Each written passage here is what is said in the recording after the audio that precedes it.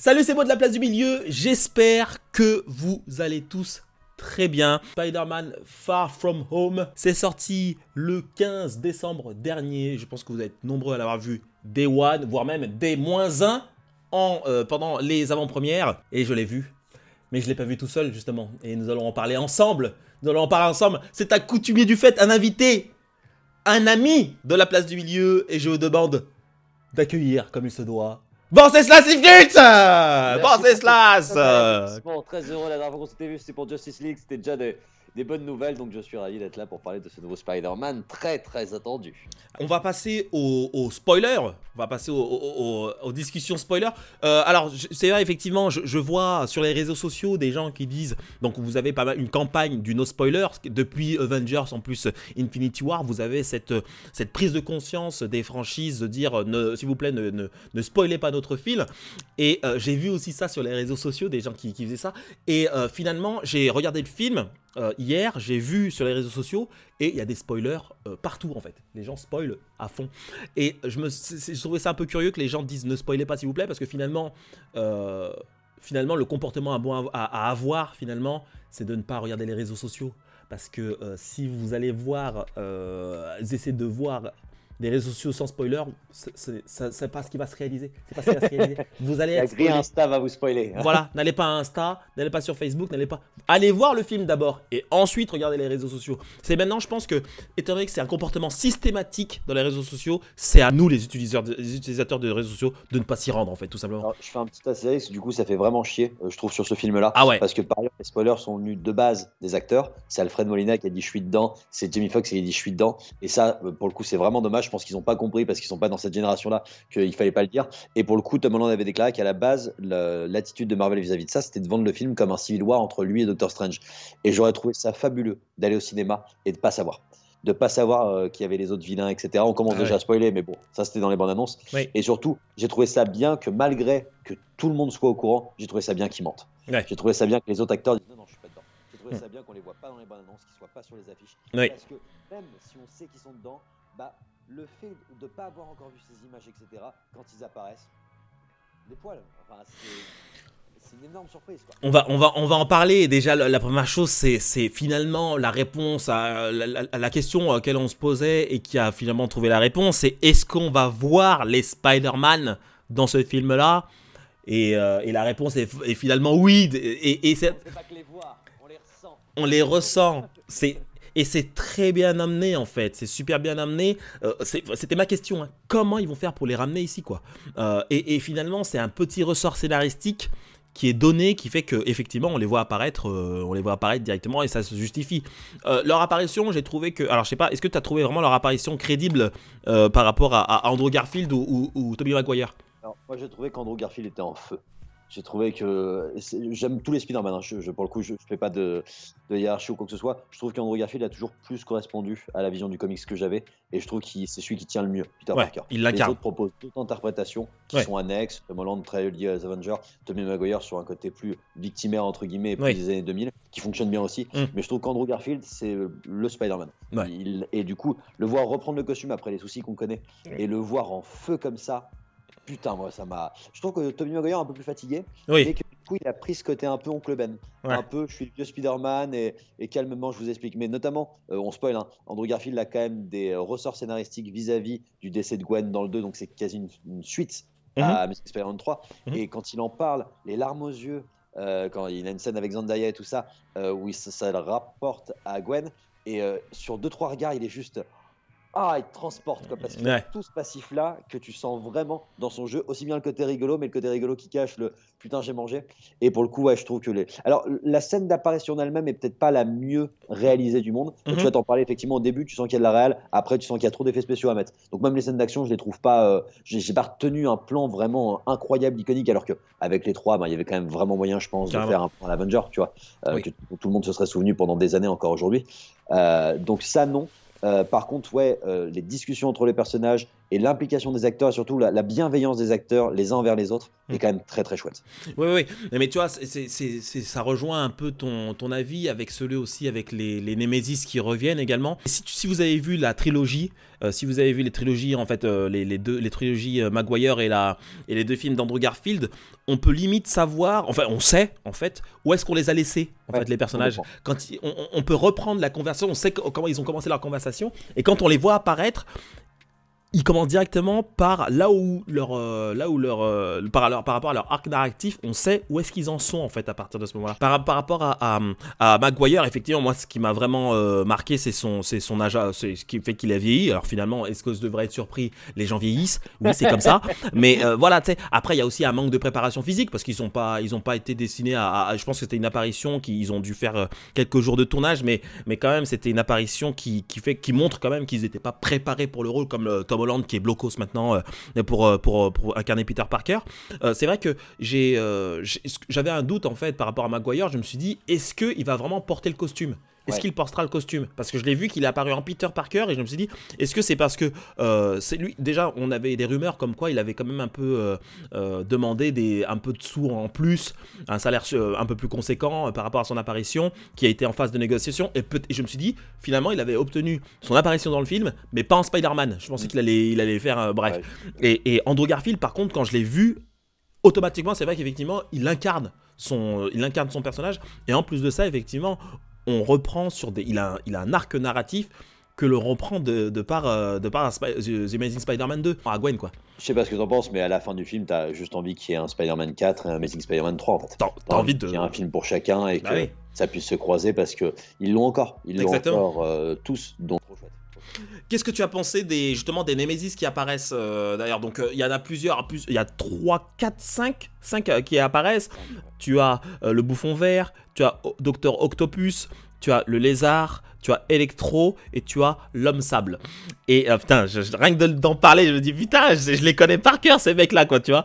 Et ces 5 apparaissent, on sait où ils en sont par rapport au film précédent, et automatiquement ils apportent quelque chose en plus par rapport au scénario. Et j'ai vraiment trouvé ça vraiment sympa. Sur les premières annonces, on savait pas forcément qu'il y aurait Tobey Maguire et Andrew Garfield. Quand on m'a annoncé, on ramène Molina, donc Dr Octopus, je me suis dit quelle excellente idée, parce qu'en termes de méchants, je pensais qu'à la base, tu vois, ce serait Alfred Molina dans l'univers Tom Holland. En gros, c'était le même visage comme J.K. Simons, tu vois. C'est-à-dire que c'était un nouveau Dr Octopus, mais le même acteur. Et je trouve, notamment William Dafoe et Alfred Molina, je trouve que c'est 2 acteurs formidables qui ont porté Spider-Man 1 et Spider-Man 2. Carrément. Et par ailleurs, les 2 sont en feu. Ils sont contents d'être là et ils jouent Spider-Man comme si c'était du Shakespeare. Et William Dafoe, c'est un des meilleurs acteurs de tous les temps. Il est extraordinaire. Et puis c'est un méchant qui est trop bien. Schizophrène parfait, qui pète des câbles, son costume est mieux en plus dans celui-là. Oui. Le Molina est tout à fait cohérent. Donc ces 2-là, moi, tous les méchants, j'étais content de les retrouver. Mais ces 2-là, vraiment, je me suis dit, putain les gars, je suis trop content de vous revoir. Vous jouez de ouf, vous êtes des Nemesis qui avaient trop de charisme, c'est trop cool. Formidable. Et puis je pense qu'aussi le fait qu'ils ont bien utilisé un bon élément en fait de scénario, c'est le fait que son problème de schizophrénie l'emmène à casser son masque en fait. Et de fait de casser son masque, de casser l'armure, on voit vraiment son interprétation très bien. Alors ça aurait été top s'il avait été avec le sérum vert ou un truc comme ça, tu vois, ça aurait peut-être ajouté encore ce côté un peu créature et tout ça. Mais je trouve que de l'avoir laissé avec son visage brut tel qu'il est, et ben fait que effectivement on arrive vraiment à voir la qualité de la performance, et j'ai trouvé ça que c'était génial. Pareil pour Dr Octopus, je sais pas s'ils l'ont rajeuni numériquement parce que normalement il est beaucoup moins baraque que ça maintenant, Alfred Molina, mais là ils lui ont donné une certaine seconde jeunesse, mais il redevient en fait le savant qu'il avait été dans le Spider-Man 2, où effectivement il revient un petit peu à la raison et il meurt malheureusement avec son soleil, mais on sait qu'il a du bon en lui et on exploite cette belle chose en fait en lui dans ce Spider-Man là. Et puis ensuite, non seulement on les voit réapparaître, mais quand tu revois Otto Octavius rencontrer encore une fois Peter Parker, c'est limite, c'est une boucle qui se referme quoi, et c'est vraiment génial. Toutes les images sont super importantes quoi, sont super belles en fait quand tu vois tout ça. Le Octopus qui dit à Maguire, t'as grandi gamin, maintenant t'es un homme. Il y a un truc où tu fais bah ouais, et c'est presque qu'il parle au spectateur, tu vois. T'as grandi gamin, je t'ai connu, t'étais comme ça, Marmot à 8 ans, tu venais voir mon film et tu reviens voir mon film à 30 ans et tu surkiffes, ouais. Et puis aussi, ce sont des éléments iconiques, sans parler après des revenants, mais les éléments iconiques comme par exemple, effectivement, il y a a tout le monde qui s'attendait que ça soit dans la première trilogie, la deuxième trilogie, il y a toujours le même ressort, c'est-à-dire l'oncle Ben, les grands pouvoirs, grandes responsabilités, oncle Ben meurt, il devient Spider-Man, etc. Là, effectivement, ce sont des choses qui, je sais pas si ça avait inquiété des fans, mais en tout cas, c'était des choses auxquelles on n'était pas revenu avec la saga de Tom Holland, parce que effectivement, on disait dès le départ que on sait qu'il a été mordu par l'araignée, mais on n'est pas obligé de l'évoquer. Dans cet opus-là, la première fois, en fait, c'est la première fois que Peter Parker annonce le fait qu'il s'est fait mordre par l'araignée. Quand il a rencontré Tony Stark à Civil War, il disait juste quand les choses se sont passées, voilà. Mais par contre, par rapport à ça, il assume directement l'origine.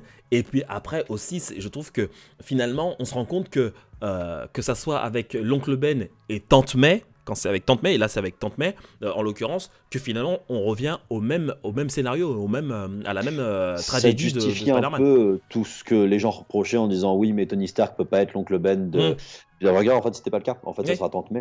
Et je trouve ça, même par rapport à Andrew Garfield, lui t'explique que son déclencheur, ça n'a pas tant été son oncle que sa copine, pour le coup. Et pour le coup, je trouve ça assez joli, en fait, où chacun t'explique que l'histoire vient d'un aspect un peu différent et qu'ils ont tous vécu la même chose. Et effectivement, quand Tante May lui sort la phrase, on se dit bon ben c'est fini pour elle, quoi. Ah il faut que ce soit quelqu'un qui va mourir, qui va le dire, comme Miles Morales avec son oncle. Du coup, je trouve que c'est assez joliment amené, comment on réinvente toujours une histoire et qu'en fait, ça reste quand même le même propos de base. Carrément, c'est ça qui fait vraiment c'est ça qui a fait vraiment la magie de ce Spider-Man. Et après, par rapport à l'aspect endgame, il y a vraiment cet aspect récompense, cet aspect bonbon, tu vois, dans ce dernier acte où finalement les trois Spider-Man se lient entre eux. Alors déjà, rien que en fait, si tu veux, c'est vraiment ça. Le troisième acte, c'est à partir du moment où il y a l'apparition des Spider-Man, c'est là où effectivement tout se dénoue, et c'est là aussi effectivement que tu prends en compte plusieurs choses. Le fait que Spider-Man, il n'a jamais eu de travail en équipe, d'une part, et on le voit et on le ressent directement. Le fait également que les trois sont Peter Parker et que finalement, même pour nous et que pour les autres, c'est quelque chose de super, d'inouï. Quand on les appelle, ils répondent tous, etc. Le fait également que les ressorts scénaristiques qui ont été utilisés pour la saga Sam Raimi, où effectivement Spider-Man jette ses toiles par sa peau, effectivement, sont des choses aussi qui ont étonné des fans et qui ont étonné le public à ce moment-là. Et là, pareil. Et je trouve que ça tombe sous le sens. Mais après, là-dessus, directement, c'est là l'affrontement final, quand on voit les Spider-Man unis ensemble. C'est peut-être ce moment-là où j'ai vraiment pris conscience de ce que j'étais en train de regarder. Quoi. Remettons-nous 20 ans en arrière. Ça n'aurait jamais été envisageable. Déjà, c'était le cas d'Avenger. En fait, le premier Avenger, il y avait déjà ça. Le premier plan iconique, on se dit jamais on pensait voir ça. Là, il y a quelque chose du comics qui avant était des trucs pour enfants, pas considérés, etc. De ces héros qui a gagné en popularité petit à petit dans les années 2000, qui a ouvert la porte du super-héros au cinéma. Et là, on dit si on peut ramener. En gros, si vous, les fans, vous le voulez, on fera c'est pas tant on fera ce que vous demandez, mais on trouvera les moyens de faire qu'on puisse vous offrir ce que vous aimez, vraiment. Et là, scénaristiquement, c'est logique que ça existe, etc., etc. Et on parle quand même d'ouverture de porte du multivers, c'est déjà le cas du Spider-Verse. C'est quand même des trucs pas évidents en termes scénaristiques pour le grand public. Et ils ont réussi à le simplifier et surtout à offrir quelque chose d'incroyable, de mettre ces trois acteurs côte à côte avec tous les soucis de contrat qu'on a connus, les reboots, soft reboots. Sonic n'a pas toujours été très cool avec ses acteurs. Et en fait, derrière. Je suis totalement d'accord avec toi, et d'autant plus que c'est pas une apparition gratuite, c'est pas des caméos et des crossovers gratuits. C'est-à-dire que moi j'avais eu cette peur là, je me suis dit ils vont rentrer sur scène et puis ils vont se mettre à faire leur truc, et ça m'a rappelé beaucoup, à juste titre en fait, ça m'aurait rappelé un épisode de Power Rangers où ils arrivent à réunir tous les Power Rangers rouges, mais ils apparaissent un peu d'une manière un petit peu artificielle. Ils sont là parce qu'ils sont là. Là on a vraiment une justification, on a vraiment et le fait qu'effectivement on reprend leur scénario là où on les avait laissés, c'est super. Et ça tombe sous le sens. Et on fait durer un petit peu parce qu'on prend le temps d'expliquer, de les réunir, de pouvoir aussi expliquer à Peter Parker de notre univers-là comment c'est possible. Et après, par la suite, effectivement, on les réunit et puis après, là, c'est vraiment construit. Ce qui est cool, c'est qu'on ne les dise pas pendant tout le film. C'est pas comme si au début du film, tu voyais une ombre, tu dis ah, il va arriver, machin, bidule. C'est pas du tout le cas. Pour le coup, c'est vraiment, ils arrivent au moment où ils doivent arriver pour que scénaristiquement ce soit important. Et même, tu vois, je trouve ça assez fou de pouvoir avoir, mais c'était déjà le cas dans le premier Spider-Man avec Iron Man, pour le coup, du pouvoir utiliser Doctor Strange pour l'utilité du scénar. Parce qu'on fait quand même déplacer Benedict Cumberbatch, qui a finalement un rôle assez mineur dans le film, mais qui est nécessaire pour le scénario. Et ça, je trouve ça cool. Je trouve ça cool parce que c'est cohérent. Et puis c'est une récompense aussi pour les acteurs eux-mêmes. C'est-à-dire qu'il y a cette reconnaissance alors je sais pas, il y a Paul Raconte, je sais pas, c'est une autre chaîne qui parle justement du fait que Andrew Garfield avait été dégoûté de Spider-Man. Je trouve qu'il a été un petit peu effectivement maltraité avec l'univers Sony, avec The Amazing Spider-Man. Je trouve qu'il s'est réconcilié quand même avec son personnage, malgré ce fait je pense qu'il va jouer que ce personnage-là qu'une seule fois. Je pense qu'on ne le reverra plus jouer Spider-Man, Andrew Garfield. Mais je trouve que c'est un bon moyen de conclure son personnage avec cet épisode-là. Pareil pour Tobey Maguire qui devait être un petit peu frustré de ne pas pouvoir faire le Spider-Man 4 par Sam Raimi. Et du coup, ce film-là également, ça peut être une récompense. C'est une récompense aussi pour des acteurs comme celui qui fait Matt Murdock, qui apparaît en fait du coup dans le film. Pareil, il apparaît juste ce qu'il faut, pas plus. C'est des trucs qu'on peut voir en fait effectivement. Et quand tu vois Matt Murdock dans Daredevil, Charlie Cox, il s'appelle Charlie Cox, je trouve que je pense pour lui c'est aussi rassurant quand Kevin Feige aussi assure que finalement ce sera Charlie Cox aussi dans la MCU, c'est lui Daredevil, voilà. Et quand on voit aussi Hawkeye, on s'aperçoit également, je vais pas spoiler, mais il y a des récompenses là-dessus et il veut être cohérent. Ce que je trouve cool, c'est que tu as des personnages qui ont tellement marqué, enfin des acteurs qui ont tellement marqué leur personnage, et c'est le cas pour le Bouffon Vert, c'est le cas aussi pour Octopus, de dire, ou J.K. Simmons en J.J. Johnson, de dire on les recastera pas. C'est-à-dire que ces mecs-là ont trop marqué la pop culture. On les recaste. Alors évidemment on en a été quelque peu obligé, mais c'est pas pour ça que les autres n'existent pas. Et pour le coup cette finalité me fait un peu penser à ce qu'a fait Mark Hamill sur Mandalorian, où il a été maltraité sur la saga 7, 8, 9, et en fait on lui a offert une dernière scène dans Mandalorian où il disait merci parce que moi j'ai pu partir comme je voulais partir. Je pars sur une belle scène et je pars pas sur une fin douce amère à la manière d'un Yann Solo qui fonctionne pas, tu vois, où moi je préfère pas me souvenir du 7, je préfère me dire que son dernier plan il est dans le 6. Et pour le coup ça je trouve ça cool. Je suis d'accord d'avoir ce retour du roi une dernière fois, quoi. Carrément. Eh bien écoute, Venceslas, je pense qu'on peut que recommander à les gens d'aller voir ce film-là. Il est vraiment extraordinaire. Vous allez être récompensé d'une fidélité que vous avez eue sur Spider-Man depuis 20 ans. C'est-à-dire que vous allez avoir des plus jeunes qui ont vu, qui ont fait l'effort ou qui ont regardé par curiosité les anciens Spider-Man. Vous êtes récompensé de toute cette accumulation de connaissances que vous avez eue par rapport au premier Spider-Man que vous avez vu de Sam Raimi. Et après, derrière, je trouve que le MCU, et en tout cas Sony et Marvel, ont vraiment fait un très bon travail de collaboration pour te faire un Spider-Man qui soit cohérent et qui puisse aller aussi bien dans l'univers MCU que dans l'univers Sony, dans les Spider-Man précédents. Est-ce que toi, tu voudrais... qu'est-ce que tu pourrais apporter? Qu'est-ce que tu voudrais dire sur Spider-Man pour conclure, justement? Globalement, excellent film. Peu importe que vous ayez Spider-Man ou pas, je pense que tu vois, pour les enfants ou pré-ados, c'est très cool parce que ça reste un film très très généreux avec tout ce qu'il faut pour faire un bon blockbuster d'hiver. Effectivement, vous avez le niveau de lecture supérieur si vous avez toutes les références au Spider-Man. Ça peut aussi être une porte d'entrée qui peut vous donner envie de remater les anciens Spider-Man parce qu'en fait, tout ça a un sens et je trouve ça chouette que rien ne soit viré, même les trucs qui fonctionnaient pas, parce qu'Electro fonctionnait pas trop, maintenant il fonctionne. Maintenant il y a une logique, même son personnage a une meilleure fin dans celui-là et c'est mieux de le faire comme ça. Donc globalement, non, un tout réussi. Moi je suis assez rassuré par rapport au début de cette phase 4 de Marvel où moi Black Widow, WandaVision, Falcon Winter Soldier, j'étais pas convaincu. Moi j'ai beaucoup aimé les Éternels, c'est pas forcément partagé mais j'ai beaucoup aimé. Je trouve que c'est très ambitieux et même sur la fin, sur la finalité de Tom Holland qui redevient héros solitaire, qui s'éloigne un peu de cette facilité-là d'être un Avenger, je trouve ça assez couillu. Et pour le coup, je trouve que c'est une excellente fin, comme un excellent redépart pour sa licence. Et j'ai hâte en fait de savoir où on va parce que je sais pas où on va. Là où j'avais l'impression qu'avant je voyais à peu près les fils, là je sais plus du tout où on va. Et comme Loki, la fin de la série de Loki m'avait fait dire la même chose. J'aime bien ça parce que je trouve ça très ambitieux de partir sur le multivers, sur des concepts comme ça. Et surtout, je trouve qu'ils arrivent toujours à être assez ludiques et assez ouverts pour ramener des nouveaux spectateurs. Je trouve que c'est le cas de The Eternals et je trouve que c'est vraiment le grand écart que doit toujours faire Kevin Feige et je reste assez estomaqué par la capacité de leurs scénaristes à faire des scénarios cohérents avec toutes les intrigues nécessaires à caler vis-à-vis de leurs acteurs, vis-à-vis du respect des autres licences, vis-à-vis des autres films, etc. Donc un énorme bravo, merci de m'avoir donné ça au cinéma, merci de m'avoir donné ça après 2 ans de Covid où il y avait de moins en moins de films grand public au cinéma, de moins en moins de gros blockbusters qui justifiaient de se déplacer et trop cool, je suis juste super heureux, j'ai juste passé une super séance, c'est ce que je demande au cinéma quoi, c'est de me transporter et peu importe que ce soit avec des licences, avec du blockbuster, avec du film d'auteur, là j'étais transporté donc amen. Amen. Eh ben merci Ven, merci à vous aussi. Je sais qu'effectivement il y a très peu de vidéos en ce moment, il y a eu très peu de vidéos cette année. L'année prochaine, 2022, je vais fêter les 10 ans de la place du milieu et je peux vous dire que on va marquer cette année par un nombre de vidéos. Voilà, j'ai des concepts dans la tête. Je ne vous en dis pas plus, je ne dis pas la fréquence de laquelle vont sortir les vidéos ou quoi que ce soit, sinon ça va mettre la pression pour rien du tout. Donc vous inquiétez pas, 2022, il y aura des vidéos.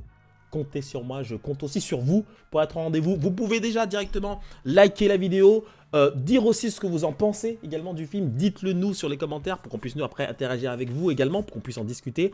Et puis n'oubliez pas de vous abonner à la chaîne La Place du Milieu. D'ici là, je vous dis à très bientôt. Passez d'excellentes fêtes de fin d'année. Et je vous dis, n'oubliez pas que la meilleure place... Attendez, ouf, ça fait longtemps que je ne l'ai pas faite. N'oubliez pas que la meilleure place au cinéma, c'est la place du milieu. Allez, ciao!